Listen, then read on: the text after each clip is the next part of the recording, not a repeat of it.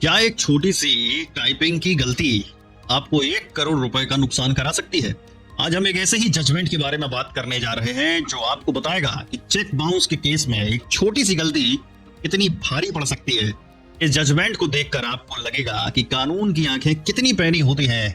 और हमारा तो हाल ये है कि मैसेज में भी अगर गलती हो जाए तो हम अरे यार जल्दी में हो गया बोलकर निकल जाते हैं, लेकिन कानून के साथ ये वाला जुगाड़ नहीं चलता गुरु।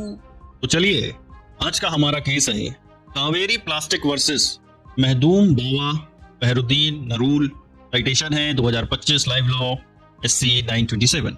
इस केस में सुप्रीम कोर्ट ने नेगोशिएबल इंस्ट्रूमेंट एक्ट 1881 के सेक्शन 138 से जुड़े एक बहुत ही इंपॉर्टेंट पॉइंट को क्लियर किया है जो आप सबको जानना बेहद जरूरी है।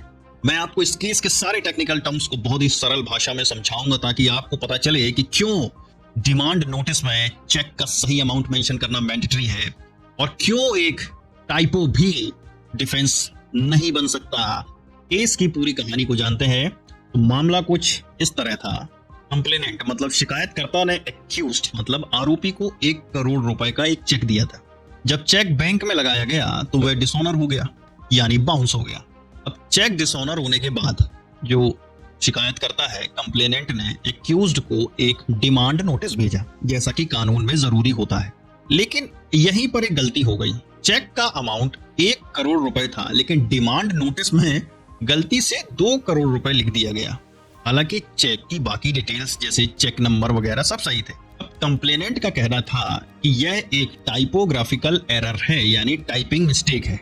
अब जब यह मामला दिल्ली हाई कोर्ट में गया तो हाई कोर्ट ने कंप्लेनेंट की शिकायत को क्वाश कर दिया। इसका कारण था कि डिमांड नोटिस में गलत अमाउंट लिखा हुआ था, जिससे वह इनवैलिड हो गया। कंप्लेनेंट ने इस फैसले के खिलाफ सुप्रीम कोर्ट में अपील दायर की। सुप्रीम कोर्ट का फैसला और उसके पीछे की वजह को समझते हैं। सुप्रीम कोर्ट ने दिल्ली हाई कोर्ट के फैसले को बरकरार रखा और अपील को खारिज कर दिया। सुप्रीम कोर्ट ने अपने जजमेंट में कुछ बहुत ही इंपॉर्टेंट बातें कही। सबसे पहले समझें, सेक्शन 138 का प्रोविजो बी बहुत ही स्ट्रिक्ट कानून है। यह कहता है कि जब भी चेक डिसऑनर होता है तो कंप्लेनेंट को एक्यूज्ड को एक डिमांड नोटिस भेजना पड़ता है। इस नोटिस में चेक का एग्जैक्ट अमाउंट मांगा जाना चाहिए। सेक्शन 138 के तहत किसी को सजा देने से पहले कानून ये सुनिश्चित करना चाहता है कि एक्यूज्ड को बिल्कुल साफ साफ पता हो कि उससे कितने पैसे की मांग की जा रही है। अब समझो, टाइपोग्राफिकल एरर का कोई बचाव नहीं होता। सुप्रीम कोर्ट ने साफ साफ कहा कि यह टाइपोग्राफिकल एरर का बहाना नहीं चलेगा। लॉ की कठोरता के मामले में छोटी से छोटी गलती भी घातक हो सकती है। सुप्रीम कोर्ट ने कहा, the condition of notice under proviso B is required to be complied with meticulously. Even typographical error can be no defense. इसका सीधा मतलब यह है कि आपको डिमांड नोटिस में चेक का अमाउंट बिना किसी गलती के लिखना ही होगा। अगर अमाउंट गलत है तो नोटिस इनवैलिड है और आपका केस भी मेंटेनेबल मतलब सुनने योग्य नहीं रहेगा। अब तीसरी चीज समझो, प्रेसिडेंट्स मतलब पहले के फैसले। सुप्रीम कोर्ट ने अपने फैसले को मजबूत करने के लिए कुछ पुराने और इंपॉर्टेंट जजमेंट्स का हवाला दिया।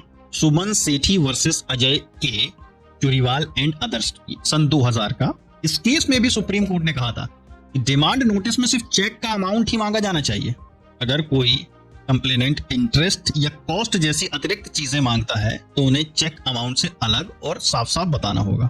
Rahul builders versus Arihant fertilisers and chemicals and others, ये 2008 का मैटर था।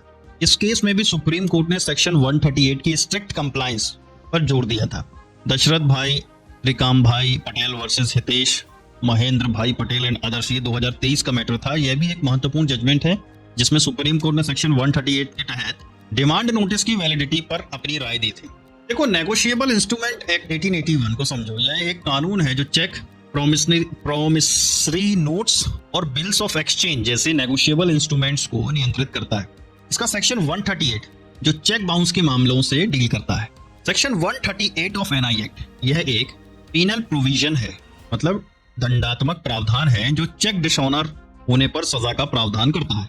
इसका सेक्शन 138 का प्रोविजो बी, यह सेक्शन 138 की एक शर्त है। इसका कहना यह है कि चेक बाउंस होने के, याद रखना, चेक बाउंस होने के 30 दिन के अंदर कंप्लेनेंट को एक्यूज को एक डिमांड नोटिस भेजना जरूरी है। बिना डिमांड नोटिस भेजे सीधे आप कोर्ट में केस फाइल नहीं करोगे। अब बोलोगे कि ये डिमांड नोटिस क्या है, तो यह एक कानूनी नोटिस होता है जिसमें कंप्लेनेंट एक्यूज से बकाया पैसे का भुगतान करने की मांग करता है। चेक डिसऑनर का मतलब क्या होता है? जब बैंक में पैसा ना होने या किसी और वजह से चेक पास नहीं होता तो उसे चेक डिसऑनर होना कहते हैं। तो दोस्तों, इस केस में सुप्रीम कोर्ट ने बहुत ही साफ कर दिया कि जब कानून की बात आती है तो लापरवाही नहीं चलती। यहाँ कंप्लेनेंट को राहत इसलिए नहीं मिली क्योंकि उसने डिमांड नोटिस में टाइपोग्राफिकल एरर की थी। यह गलती घातक साबित हुई। अगर डिमांड नोटिस में सही अमाउंट लिखा होता तो एक्यूज्ड को पता होता कि उससे कितने पैसे की मांग की जा रही है और उसे क्या करना है। लेकिन जब अमाउंट ही गलत है तो यह नोटिस ही इनवैलिड हो जाता है। जब नोटिस इनवैलिड हो गया तो केस मेंटेनेबल रहा ही नहीं। तो ये केस हमें सिखाता है कि लीगल डॉक्यूमेंट्स को बनाते समय एक एक शब्द और एक एक नंबर का ध्यान रखना गुरु, क्योंकि कानून की नजर में गलती गलती ही होती है, चाहे वह छोटी हो या बड़ी हो।